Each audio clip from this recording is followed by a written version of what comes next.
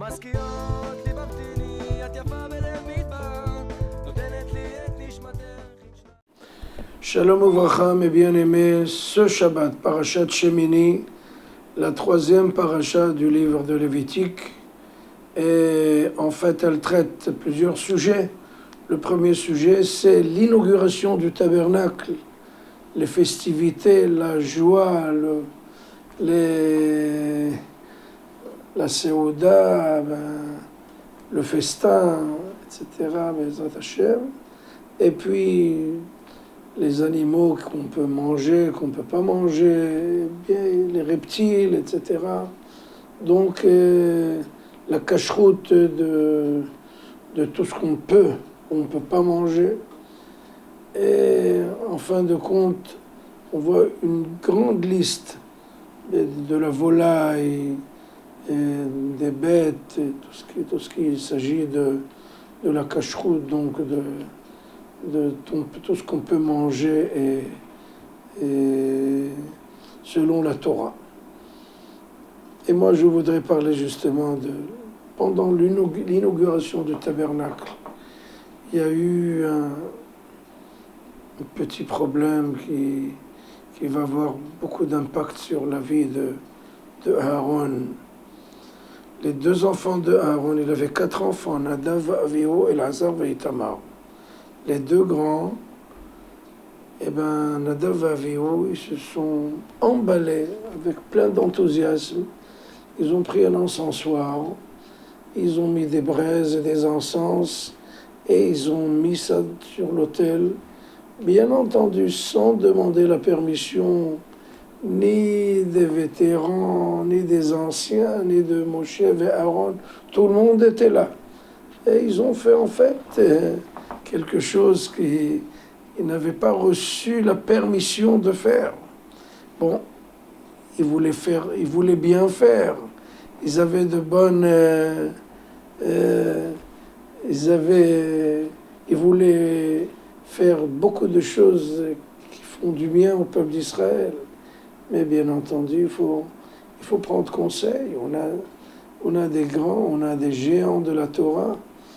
Il faut aller voir ceux qui nous ont devancés. Ils ont beaucoup plus d'expérience que nous.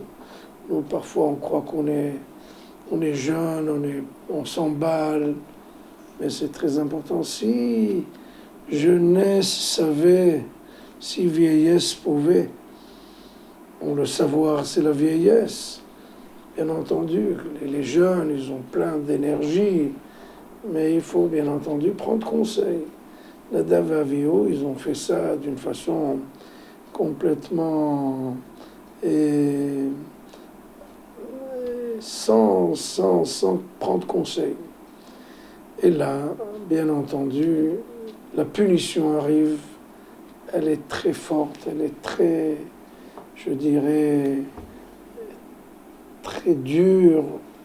Et les enfants d'Aaron, il y a 2 étincelles de feu qui rentrent par leur nez et ils trépassent. Et là, on voit la grandeur de leur papa, Aaron à Cohen, le grand pontifoin, qui en fait se tait. Il garde le silence. Et normalement, il aurait pu dire, mais Ribono Shel Olam, pourquoi tu me fais ça? Et si déjà tu as décidé de les prendre, pourquoi en pleine festivité? Pourquoi, quand on est tous heureux et contents dans plein enthousiasme, tu nous fais ça? Tu nous fais passer d'une situation joyeuse, heureuse, tu nous fais passer directement vers la mort. C'est très dur. Mais Aaron n'a pas posé toutes ces questions-là. Aaron va être d'homme à Aaron. Il a gardé le silence, il s'est tu. Ce silence, c'est une grandeur, mes chéris. Ne croyez pas qu'il n'avait rien à dire, il n'avait aucune remontrance, il n'avait rien à redire à Kadosh. Il avait une très grande liste de Ribono Shel Olam, pourquoi tu nous fais ça? Pourquoi?